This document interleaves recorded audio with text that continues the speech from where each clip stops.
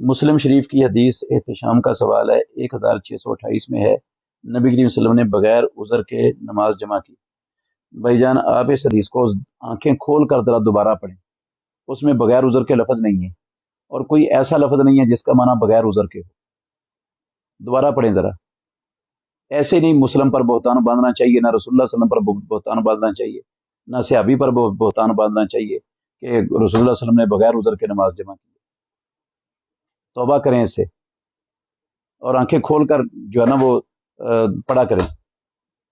حدیث میں یہ لفظ ہیں جو مسلم شریف کی حدیث ہے، رسول اللہ صلی اللہ علیہ وسلم نے بغیر خوف کے اور بغیر بارش کے مدینے میں 2 نمازیں جمع کی ہیں۔ کس کا معنی، اس کا عذر کس کا معنی ہے کہ عذر کے بغیر جمع کی ہیں؟ کس لفظ کا معنی ہے؟ اس کا مطلب صرف اتنا ہے کہ بارش اور خوف کا عذر نہیں تھا، کوئی اور عذر تھا جس کی وجہ سے اللہ کے نبی نے نمازیں جمع کی۔ وہ عذر کی وجہ سے جمع کرنے کی دلیل ہے، بغیر عذر کا کوئی لفظ نہیں ہے کسی جگہ پر، مسلم چھوڑ کر دنیا میں کسی حدیث میں کوئی لفظ نہیں ہے بغیر عذر کے اللہ کے نبی نے نمازیں جمع کی۔